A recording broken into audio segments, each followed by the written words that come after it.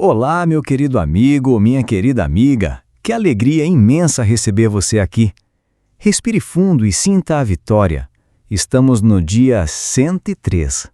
Ultrapassamos a marca centenária e agora estamos construindo o alicerce do nosso segundo bloco de 100 dias. A sua persistência é o que nos trouxe até aqui e é o que nos levará até o final. Hoje, no livro de 1 Reis, mergulhamos no início do governo de Salomão. Você já se perguntou o que pediria se Deus lhe aparecesse em um sonho e dissesse: "Pede o que quiseres"? Hoje vamos testemunhar essa cena icônica. Vamos aprender que a verdadeira liderança não vem da força bruta, mas de um coração compreensivo e de uma mente alinhada com o céu. É um dia para recalibrarmos as nossas prioridades e entendermos que a sabedoria é o tesouro mais valioso que podemos possuir. Mas antes de abrirmos as páginas sagradas, eu quero fazer um convite para você que faz parte deste exército de leitores. Inscreva-se no canal e deixe o seu like agora mesmo. Quando você interage, o algoritmo entende que este conteúdo transforma vidas e o entrega para mais pessoas que também precisam de sabedoria. Vamos juntos alcançar o mundo com a palavra? Prepare o seu coração, pegue seu café ou sua água e vamos para a leitura de hoje. Vamos começar! Capítulo 3. Salomão aliou-se ao faraó, rei do Egito, casando-se com a filha dele. Ele a trouxe à cidade de Davi até terminar a construção do seu palácio e do templo do Senhor e do muro em torno de Jerusalém. O povo, porém, sacrificava nos lugares sagrados, pois ainda não tinha sido construído um templo em honra ao nome do Senhor. Salomão amava o Senhor, o que demonstrava andando de acordo com os decretos do seu pai Davi, mas oferecia sacrifícios e queimava incenso nos lugares sagrados. O rei Salomão foi a Gibeão para oferecer sacrifícios, pois ali ficava o principal lugar sagrado, e ofereceu naquele altar 1000 holocaustos. Em Gibeão, o Senhor apareceu a Salomão num sonho à noite e lhe disse: "Peça-me o que quiser e eu lhe darei." Salomão respondeu: "Tu foste muito bondoso para com o teu servo, o meu pai Davi, pois ele foi fiel a ti, e foi justo e reto de coração. Tu mantiveste grande bondade para com ele, e lhe deste um filho que hoje se assenta no seu trono. Agora, Senhor, meu Deus, fizeste o teu servo reinar em lugar de meu pai Davi. Mas eu não passo de um jovem e não sei o que fazer. Teu servo está aqui entre o povo que escolheste, um povo tão grande que nem se pode contar. Dá, pois, ao teu servo um coração cheio de discernimento para governar o teu povo e capaz de distinguir entre o bem e o mal, pois quem pode governar este teu grande povo?" O pedido que Salomão fez agradou ao Senhor. Por isso Deus lhe disse: "Já que você pediu isso, e não uma vida longa, nem riqueza, nem pediu a morte dos seus inimigos, mas discernimento para ministrar a justiça, farei o que você pediu. Eu lhe darei um coração sábio e capaz de discernir, de modo que nunca houve nem haverá ninguém como você. Também lhe darei o que você não pediu, riquezas e fama, de forma que não haverá rei igual a você durante toda a sua vida. E se você andar nos meus caminhos e obedecer aos meus decretos e aos meus mandamentos, como seu pai Davi, eu prolongarei a sua vida." Então Salomão acordou e percebeu que tinha sido um sonho. A seguir voltou a Jerusalém. Pôs-se perante a arca da aliança do Senhor, sacrificou holocaustos e apresentou ofertas de comunhão. Depois ofereceu um banquete a toda a sua corte. Um sábio veredito. Certo dia, 2 prostitutas compareceram diante do rei. Uma delas disse: "Ó, meu senhor, esta mulher mora comigo na mesma casa. Eu dei à luz um filho e ela estava comigo na casa. 3 dias depois de nascer o meu filho, esta mulher também deu à luz um filho. Estávamos sozinhas, não havia mais ninguém na casa. Certa noite, esta mulher se deitou sobre o seu filho e ele morreu. Então ela se levantou no meio da noite e pegou o meu filho, enquanto eu, tua serva, dormia, e o pôs ao seu lado, e pôs o filho dela, morto, ao meu lado. Ao levantar-me de madrugada para amamentar o meu filho, ele estava morto, mas quando olhei bem para ele de manhã, vi que não era o filho que eu dera à luz." A outra mulher disse: "Não, o que está vivo é meu filho, o morto é seu." Mas a primeira insistia: não, o morto é seu, o vivo é meu. Assim elas discutiram diante do rei. O rei disse: esta afirma que meu filho está vivo e o seu filho está morto, enquanto aquela diz: não, o seu filho está morto e o meu está vivo. Então o rei ordenou: tragam-me uma espada. Trouxeram-lhe. Ele ordenou: cortem a criança viva ao meio e deem metade a uma e metade a outra. A mãe do filho que estava vivo, movida pela compaixão materna, clamou: por favor, meu senhor, dê a criança viva a ela, não a Marte. A outra, porém, disse: não será nem minha nem sua. Cortem-na ao meio. Então o rei deu seu veredito: não matem a criança, deem-na à primeira mulher. Ela é a mãe. Quando todo Israel ouviu o veredito do rei, passou a respeitá-lo profundamente, pois viu que a sabedoria de Deus estava nele para fazer justiça. Capítulo 4. Os assessores de Salomão. E assim o rei Salomão tornou-se rei sobre todo Israel. Estes foram seus principais assessores: Azarias, filho de Zadok, o sacerdote; Elioref e Aías, filhos de Cissa, secretários; Josafá, filho de Ailude, arquivista real; Benaia, filho de Joiada, comandante do exército; Zadok e Abiatar, sacerdotes; Azarias, filho de Natã, responsável pelos governadores distritais; Zabude, filho de Natã, sacerdote e conselheiro pessoal do rei; Aizar, responsável pelo palácio; Adonirão, filho de Abda, chefe do trabalho forçado. Salomão tinha também 12 governadores distritais em todo Israel que forneciam provisões para o rei e para o palácio real. Cada um deles tinha que fornecer suprimentos durante um mês do ano.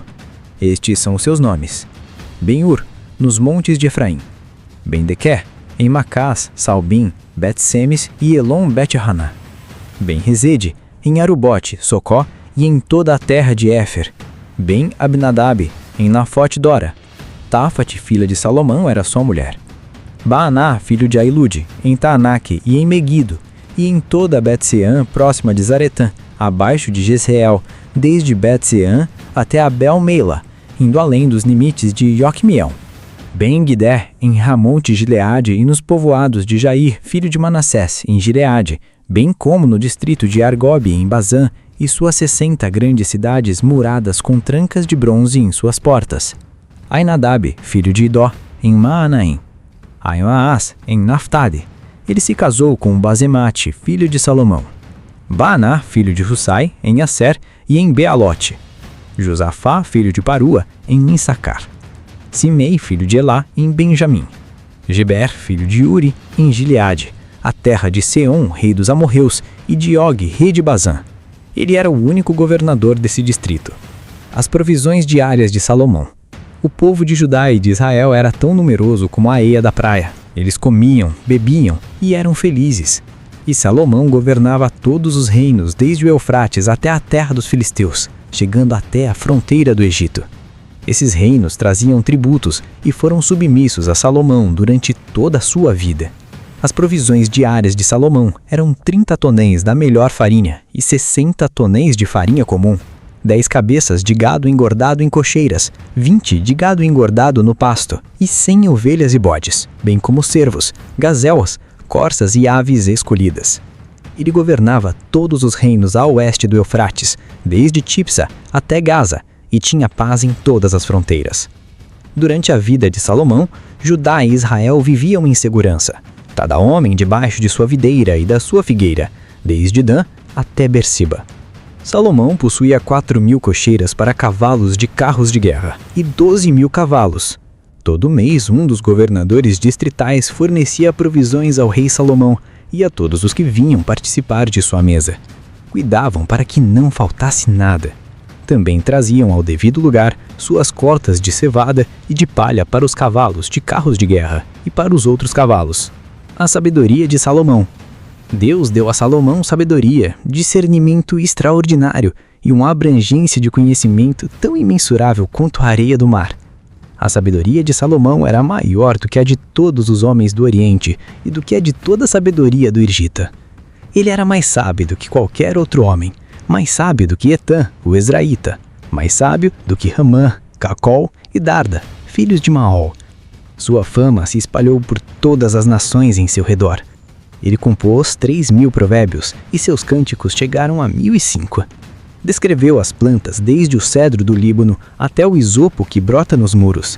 Também discorreu sobre os quadrúpedes, as aves, os animais que se movem rente ao chão e os peixes. Homens de todas as nações vinham ouvir a sabedoria de Salomão.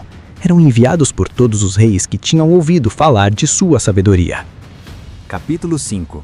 Os preparativos para a construção do templo.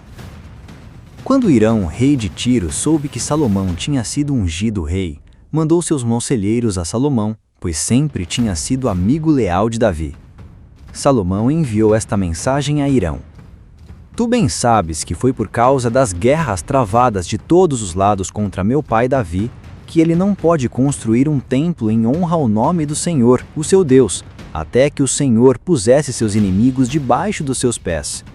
Mas agora o Senhor, o meu Deus, me concedeu paz em todas as fronteiras, e não tenho que enfrentar nem inimigos nem calamidades. Pretendo, por isso, construir um templo em honra ao nome do Senhor, o meu Deus, conforme o Senhor disse a meu pai: o seu filho, a quem colocarei no trono em seu lugar, construirá o templo em honra ao meu nome. Agora, te peço que ordenes que cortem para mim cedros do Líbano. Os meus servos trabalharão com os teus, e eu pagarei a teus servos o salário que determinares. Sabes que não há entre nós ninguém tão hábil em cortar árvores quanto os sidônios. Irão ficou muito alegre quando ouviu a mensagem de Salomão e exclamou: Bendito seja o Senhor, pois deu a Davi um filho sábio para governar essa grande nação. E Irão respondeu a Salomão: Recebi a mensagem que me enviaste e atenderei ao teu pedido, enviando-te madeira de cetro e de pinho. Meus servos levarão a madeira do Líbano até o mar, e eu a farei flutuar em jangadas até o lugar que me indicares. Ali eu a deixarei, e tu poderás levá-la, e em troca fornecerás alimento para minha corte. Assim, Irão se tornou fornecedor de toda a madeira de cedro e de pinho que Salomão desejava, e Salomão deu a Irão 20.000 tonéis de trigo para suprir de mantimento a sua corte, além de 20.000 tonéis de azeite de oliva puro. Era o que Salomão dava anualmente a Irão. O Senhor deu sabedoria a Salomão como lhe havia prometido. Houve paz entre Irão e Salomão e os dois fizeram um tratado. O rei Salomão arregimentou 30.000 trabalhadores de todo Israel. Ele os mandou para o Líbano em grupos de 10.000 por mês, e eles se revezavam. Passavam um mês no Líbano e 2 em casa. Adonirão chefiava o trabalho. Salomão tinha 70.000 carregadores e 80.000 cortadores de pedra nas colinas, e 3.300 capatazes que supervisionavam o trabalho e comandavam os operários. Por ordem do rei, retiravam da pedreira grandes blocos de pedra de ótima qualidade para servirem de alicerce de pedras lavradas para o templo. Os construtores de Salomão e Hirão e os homens de Gebal cortavam e preparavam a madeira e as pedras para a construção do templo. Que leitura magnífica e inspiradora fizemos hoje no nosso dia 103. Percorremos capítulos que mostram o florescer de uma era de ouro. No capítulo 3, vimos um encontro sobrenatural de Salomão com Deus em Gibeão. O pedido de Salomão por um coração compreensivo para julgar o povo agradou tanto ao Senhor que ele lhe concedeu não apenas sabedoria incomparável, mas também riquezas e honra. Vimos isso na prática com o famoso julgamento das 2 mães, que revelou ao mundo o discernimento divino que operava no rei. O capítulo 4 descreveu a organização impecável do reino de Salomão. Foi um tempo de paz e segurança tamanhas que se dizia que Judá e Israel viviam seguros, cada um debaixo de sua videira e da sua figueira. Conhecemos a extensão da cultura de Salomão, que escreveu milhares de provérbios e cânticos, dominando o conhecimento sobre a natureza e as ciências. Por fim, no capítulo 5, a visão de Davi começou a ganhar forma física. Salomão estabeleceu uma aliança com Irão, rei de Tiro, para obter os cedros do Líbano e os grandes blocos de pedra. Milhares de trabalhadores foram mobilizados para o início da maior obra daquela época, a construção do Templo do Senhor. Sinta a satisfação de ter vencido o dia 103. Você aprendeu hoje que a sabedoria é a chave que abre todas as outras portas. E olha, para que continuemos crescendo em entendimento nesta nova centena, a sua inscrição e o seu joinha são fundamentais. Se você deseja que a sabedoria de Deus guie as suas decisões a partir de hoje, deixe seu like e se inscreva. Sou muito grato por sua fidelidade. Amanhã entraremos nos detalhes da construção da Casa de Deus. 103 dias de crescimento.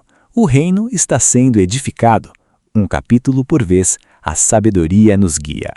Que Deus te abençoe e até amanhã.